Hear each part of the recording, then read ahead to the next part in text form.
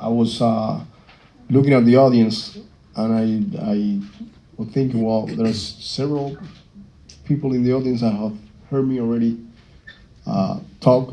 Some of them twice or three times.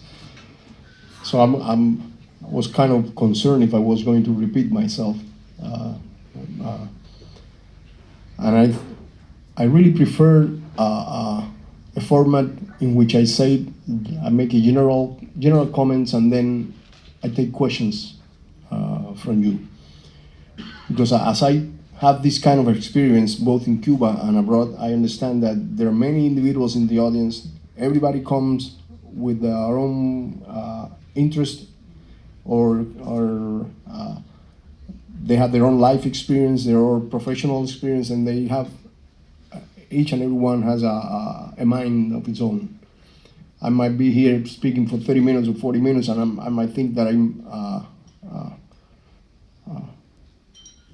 evacuating everybody's interest, and it doesn't happen. And so I prefer to take the questions from the audience and make it more like a conversation instead of making a speech here, or making a statement. But there is a statement that I need to make, because there are other persons here that have never heard me since I came to Ireland yesterday, and it's that to thank you for the support and the solidarity that allows for me to be standing here today in a symbolically, it's a nice coincidence, in Liberty Hall. Huh? So it's thanks to the efforts of so many individuals, organizations, individuals personally, political parties, solidarity groups. And by the way, I thank the union for allowing us to have this event here, and for the years of support and solidarity to the Cuban support group and to the cause of the freedom for the five. And each and every one of the political parties and association or groups in attendance here today.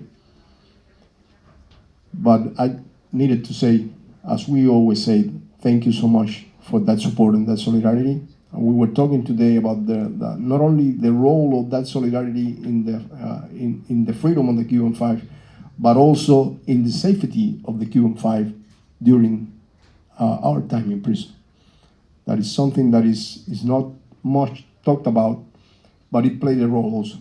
And the U.S. authorities knew and were very, very well aware of the repercussions that any arbitrary treatment of the Cuban Five would have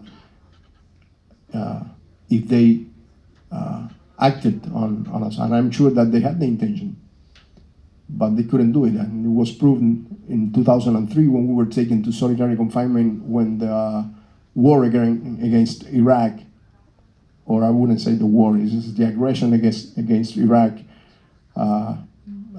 broke out. And we were taken to solitary confinement. And the response from the world was immediate. The United States State Department, Justice Department, the White House were flooded with mail from all over the world demanding that we were taken out of that conditions. And in 30 days, they had to rescind a measure that was intended forever. And that was the first sign of the strength of the campaign that was in its early stages, leave alone later, years later, when it really was of the strength that then had to admit also during our sentencing hearing, resentencing hearing in 2009, when the prosecutors in Miami during Tony's resentencing hearing admitted that the so-called justice system in the United States was having a bad time through the world because of the case of the Cuban Final. It was a result of the campaign that you contributed so much to. So thank you for that contribution, and thank you for the years in solidarity with Cuba, because we cannot forget that when the case of the Cuban Five was made a priority by the Cuban people and the Cuban government and the groups of solidarity and the political parties in the left throughout the world, there have been years of solidarity with Cuba before that. And now that we are back in Cuba, there will be years of solidarity with Cuba, because the blockade is still there. We all know. I don't have to go into details. You've been working hard to have that blockade lifted for years, so I don't have to go into any details. You know, you're very well aware of it. The U.S. naval base is still in Guantanamo. The United States government is still pursuing what they call regime change, not only in Cuba, but throughout Latin America. And it's important to show and express solidarity too with the case of Venezuela, with the case of Nicaragua, with Lula, who is in prison now in Brazil, to prevent him from being the president of the country, after lifting the people of Brazil and taking millions of Brazilians out of extreme poverty.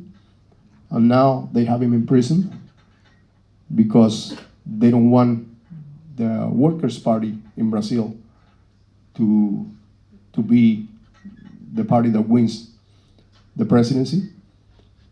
And we have it also in El Salvador, and we have it in Bolivia. All the efforts that are made to get the progressives and the socialists and those who defend their people, it doesn't matter what the ideology, but governments that are concerned for the independence of the country from the powers that have ruled our region and the world for years,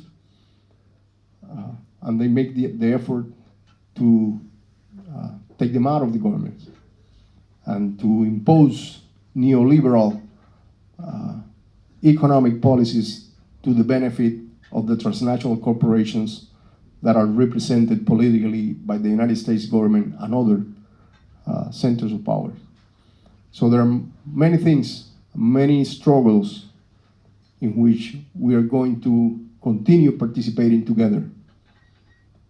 And I'm sure that as you kept us company through the years that we were in prison, you are going to continue in the struggle alongside the Cuban people on those topics until the blockade is lifted, until we have the territory occupied in Guantanamo back into our hands, the hands of the Cuban people, the rightful owner of that territory, and all those causes. And when those things are achieved, there will be other ones, because that's life, struggling for something important, something that goes beyond the individual, something that is worth fighting for, and that gives sense to the individual's life. So I'm gonna leave it there. Brief, and give the floor to you. And I'm willing to answer any questions that you have. If I don't know the answer, I'll say I don't know. Well, I'll try. So thank you so much for being here. Thanks to those who have already heard me say similar things in other moments during this visit or in Cuba. And you have been patient there to be listening again to me. And thank you all for the years that we have left behind and for the years to come together in the struggle. Thank you so much.